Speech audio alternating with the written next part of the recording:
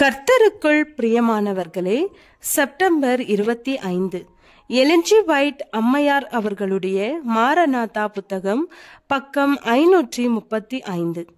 இன்றைய தியானத்திற்காக தெரிந்து கொள்ளப்பட்ட தலைப்பானது வஞ்சக செயலின் உச்சகட்டம். வசனம் வெளிப்படுத்துதல் 3வது அதிகாரம் 10வது வசனம்.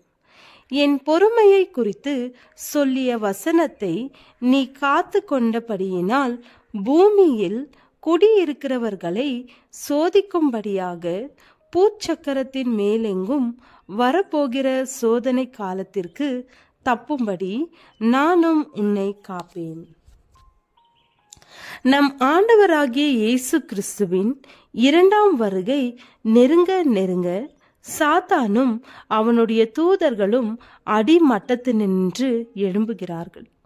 சாத்தான் மனிதனை போன்று மாத்திரமல்ல, இயேசு கிறிஸ்துவின் தோற்றத்திலும் வருவான்.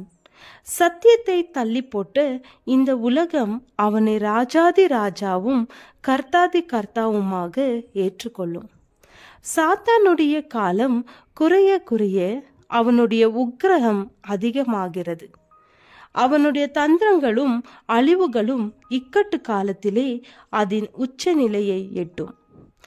இந்த ஏமாற்றுகிற நாடகத்திலே அதன் கிரீடமாக சாத்தான் தானே கிறிஸ்துவின் வேடத்தை தரித்து கொள்வான்.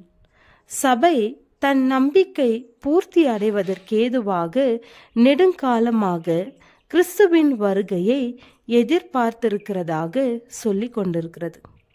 இப்பொழுது சாத்தான் கிறிஸ்து தாமே வந்துவிட்டதை போன்று காண்பிப்பான். பூமியின் வெவ்வேறு இடங்களிலே பிரகாசிக்கிற ஒளியோடு கம்பீரமான தோற்றத்தோடு தேவகுமாரனை பற்றி வெளிப்படுத்துதல் 1வது அதிகாரம் வசனம் 13-15 யோவான் விவரித்திருப்பதற்கு ஒப்பாக தன்னை வெளிப்படுத்தி காட்டுவான். அவனை சுற்றி இருக்கிற மகிமை இதுவரை மனிதர் பார்த்திராத எல்லாவற்றையும் மிஞ்சுகிற மகிமையாக இருக்கும். கிறிஸ்து வந்துவிட்டார், கிறிஸ்து வந்துவிட்டார் என்கிற வெற்றியின் தொனி வானங்களிலே தொனிக்க மக்கள் அவன் முன்பு நெடுஞ்சான்கிடையாக விழுந்து தொழுது கொள்கிறார்கள்.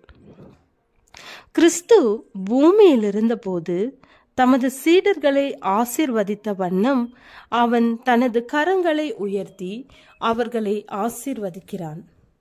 அவனுடைய குரல் அடக்கமாகவும் மென்மையாகவும் மனதை கவரும் மெல்லிய இசையுடன் இருக்கிறது.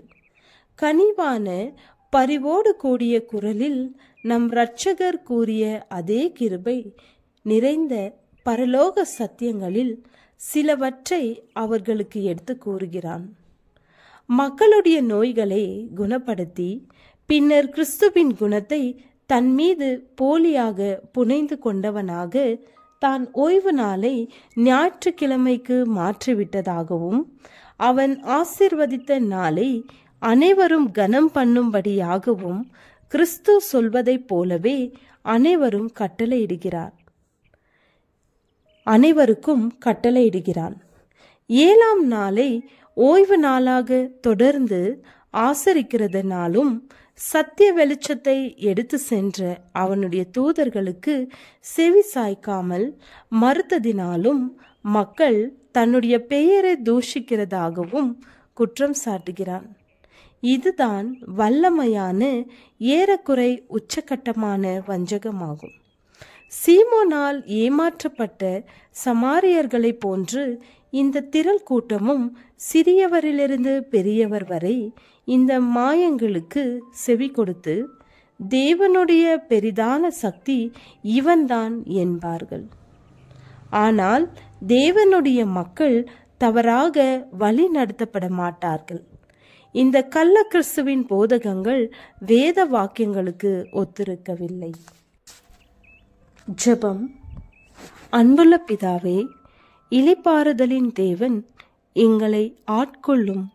நாங்கள் வழி விலகி போகாதபடி காத்தருளும். ஆமேன்.